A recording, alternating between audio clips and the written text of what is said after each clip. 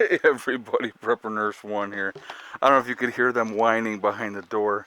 I just brought the dogs back in. They were out in the run for a little bit, and because I came back out, it's Hella's whining because she's like, "Wait a minute, Dad, where are you going?" All right. Good morning. We have some sunshine today. I'm gonna kick it over here, and had a little dusting of snow overnight, which was actually good in a way because the paths were just an icy, frozen mess. So a little bit of extra snow on top gives you a little bit of traction, which is a good thing. Panels are cranking, as you can see. Full sunshine right now. I'm going to kick it over this way so you can see the sun. Not too bad looking day. We're going to get some good solar, which is a good thing. And we'll never complain about that. Never complain about that. Days are getting longer, which is also a good thing. So, all right, so let's get into this discussion. Well, first of all, before we get into the discussion, I want to remind everybody I will be live streaming tonight at 8 p.m. Eastern Time. Yes, I know the Super Bowl starts at 6:30, but it's my normal live stream night, and I'm going to continue to do that anyway. So I'm not going to skip that. All right, so just putting that out there. If you would like to join us, not sure what the topic is going to be yet, but we will get into that when the time comes. All right, so let's get into this discussion. I wanted to talk. This is a prepping video, guys. Just fair warning. This is not a current events video. This video is going to be about prepping. I want to talk about sheltering in place for an extended amount of time. Now, we've had a pretty mild winter this winter as far as snow amounts go. Pretty mild. We've had two halfway decent storms. We had first storm came in and dumped like, I don't know, it was like 16 inches on us on the first one. I think we got 18 inches, or 18 on the first one, and maybe 16 on the second storm. But they were within sight of like 10 days of each other. So the snow just came and stayed and hasn't left since. And then we've had, little dustings here and there on top to, just to add on to the totals on top. We had a couple of halfway decent days, and a lot of snow did melt, which was great to see. But, what I want you guys to think about, and this is, like I said, this is going to be the premise of this video. What I want you to think about, if the situation arises for whatever reason, it could be anything. So it's not like, you need to prepare to shelter in place for this one event. There is no one event. There's many, many different reasons why you may have to shelter in place. Could be a weather event. Could be, some kind of localized disaster in the area that you live in, or it could be a more widespread disaster. I mean, just who knows? Could be forest fires, could be flooding, could be a major snowstorm where you just can't get out. So what I want you to think about is this. We're going to use a scenario of there is a major event that has happened.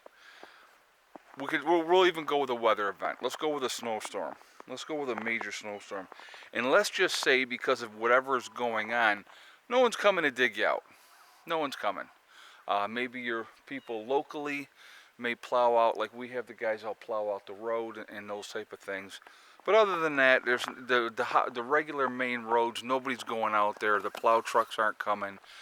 They're not going to do anything. Okay, so that's what the scenario for this discussion is going to be. How prepared are you to be at home, self-sufficient as much as you possibly can be for an extended period of time? And when I say extended period of time, I'm going to say, let's say longer than 2 weeks. Let's say it's 3 weeks. Nobody can get to you. Nobody can do anything to help you. You're stuck at home. Maybe you have power, maybe you don't. Again, it's one of those situations where you just don't know. Okay? So, in that type of a situation, how prepared are you to deal with that situation for an extended period of time, being locked up in your houses, not going anywhere, and those type of things. So I'm going to talk about a couple things I think that are very important. Now, if you have children, and let's say maybe there is no power. Let's even go with that scenario as well. There's no power. So, what are you doing to occupy your time? What are you doing as far as preparedness goes to deal with that situation? And see, the thing is, I know the answer for most people is they're not prepared even for a 2-week disaster to be able to shelter in place with food and water and those type of things. Alternative power sources. A simple thing of having extra candles. Do they even have a freaking lighter or an alternative way to stay warm? I mean, these are things that I don't care who you are. I don't care what your beliefs on prepping or not prepping are. You should be doing it automatically. So you should have a minimum of 2 weeks worth of food and water. And as we know, the statistics bear out that 93% of the people in this country are not prepared for a 2-week disaster, let alone anything longer than that. They don't have alternative ways to stay warm. And you should have multiple alternative ways to stay warm. Now, if you have, like in my situation, we heat with wood, okay? So I'm not concerned. I know I can stay warm as long as my woodshed is full of wood, which I prepare every year for. Again, planning ahead, proper planning, right? Stops piss poor for performance. And so I know that I can stay warm. Becky and Mom can stay warm, and obviously Heather. We can all stay warm with no issues whatsoever. But here's the thing: is what are you going to do? So we're going to talk about, like I said, a little bit about that. Do you have access to fresh water? Do you know how to purify water if there is not fresh water available? Because if the power's not running, eventually the water that is running in your sinks and faucets, that's going to stop as well. The first thing that I would suggest to anybody, you're in suburbia, you're in the city, even if you're in the country, if you are on regular water, now I'm on a well, so that again doesn't affect me. I have my own power source, so that doesn't affect me that way either for a grid down situation, so that gives us some huge advantages. But if you don't have those, the first thing you should be doing is filling up every freaking container that you have with water while the pumps are still running. Because if the power goes out eventually, like I said, those taps are going to stop running. So the first thing you should be doing, they call it a water buddy, which is something that you can put in your tub, and it'll give you like 300 gallons of water once it's filled up. That would be something that I think that would be a really, really good investment, especially for somebody that lives, in an apartment or something like that. It's a great place to have. You can get a ton of water, a lot of, good drinkable water, ahead of time, and it's going to make a difference. That can make a difference or not if you make it or not. But the other thing is what you got to realize is, other than food and water and alternative ways to keep warm, making sure you have all those type of things, what are you going to do with all your free time? So this is something that people don't really think about a lot, and I'm trying to always cover every contingency, because I'm like, okay, well, what would I do if I had a myriad of downtime, and I'm trying to kill time, because you're not, like I said, you're not going outside, you're not going to be able to do anything like that. You're having to shelter in place, ride it out, and hopefully at some point it will be over. Well, that's where board games come in. I have chess, checkers, Yahtzee, all kinds of board games. I have, poker chips. I have, plenty of decks of cards. You can do solitaire. You can do all kinds of stuff. You can occupy yourself for a very, very long period of time. One of the other things that I have a tremendous amount of is books. A lot of reading. You can do a lot of reading while you got daylight. And so, occupying your mind and staying busy so you don't get stir crazy, because if anybody's been locked up in even, a week, 4 or 5 days where you don't go out and don't do anything, you get a little stir crazy. You're like, okay, let's get rocking and rolling. So those are things that people don't take into consideration. They don't think about. And so, to me, I think those are important things to think about. What am I going to do? Dominoes, you know, dice. There's all kinds of games that you can play with dice. And, so there's all kinds of things that you can do to occupy your mind, in that type of a situation, which you're going to need that stimulation. You're going to need that stimulation. Uh, like I said, like chess is a great game because you have to think. You have to really use your mind when you're, playing chess. So, Jenga is when we have we have all kinds of things, all kinds of options. Monopoly, Sorry, all those games, little mindless things just to kill time, and especially again if you have children, they're going to want to be stimulated. They're going to want to be doing something. So if you can do those different things and have those different options to be able to utilize that time to do different things, that's a good thing. But obviously, the number one thing that you better have, is fresh drinking water. And let's say you don't have a lot of fresh drinking water. Then what you're looking at is you're going to be either processing snow or you're going to be doing something to try to get water. So you better have a way to purify that water, because I'll tell you what, the last thing that you want to have, and I've talked about this a lot, especially being a nurse and being in the medical field as long as I have. The number one killer in a post-event, worst case type of scenario that you ever saw in your life, the number one killer is going to be dysentery. Not lead poisoning, not from people shooting each other and all that type of stuff. Dysentery. Dysentery is going to take out more people because people don't think. They don't think. And if you're thirsty and there's a creek, well, I'll take my chances. Well, you take your chances and, you next thing you know, you got diarrhea and you will crap your brains out until you die. That is not a pleasant way to go. That is not the way that I want to go out.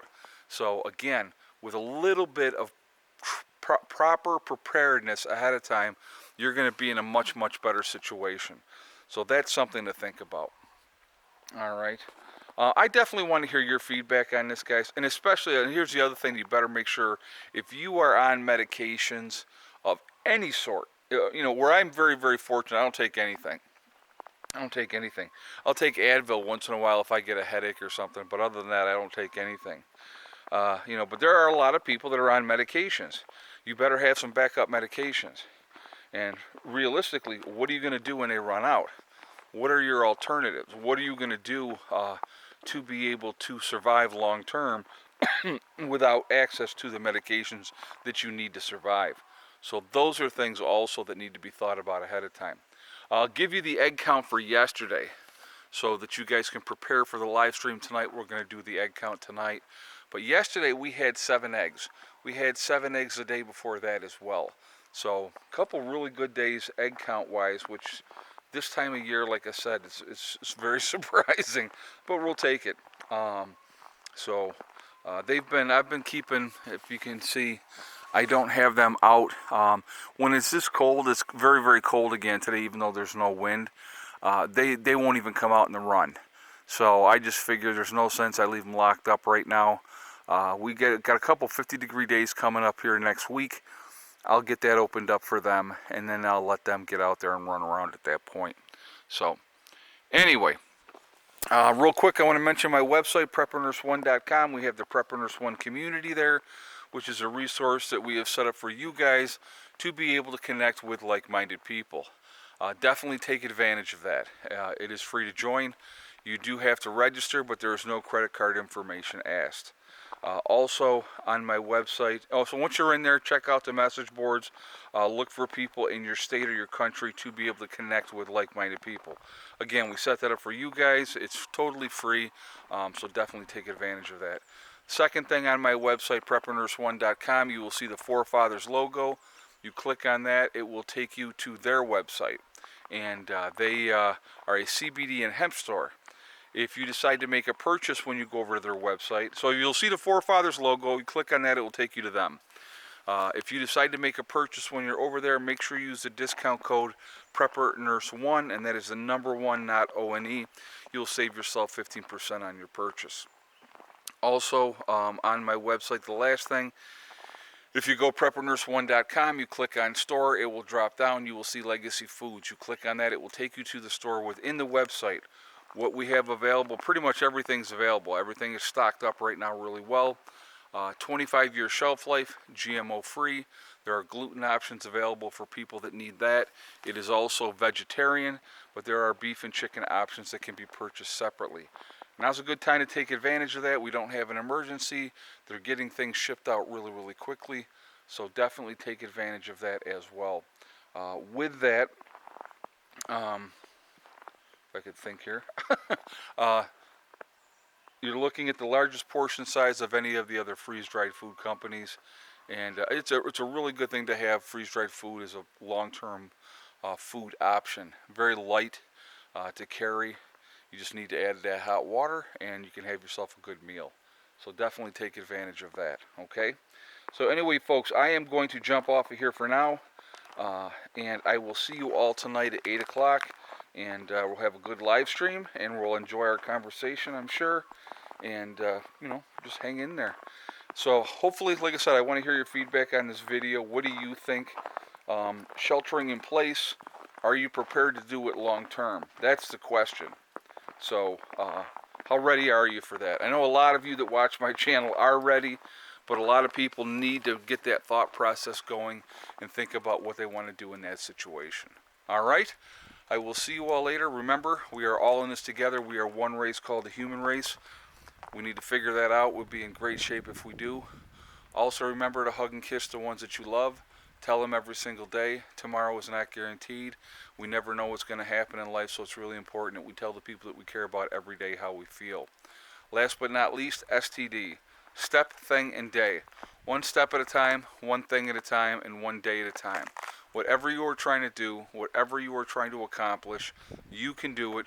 The only person that can stop you from reaching your goals is you. That's it. Nobody else. Stay positive. Stay away from the negativity, and you're going to be just fine. All right? I will see you guys all later. I hope everybody has a wonderful day. Prepper Nurse 1, out for now.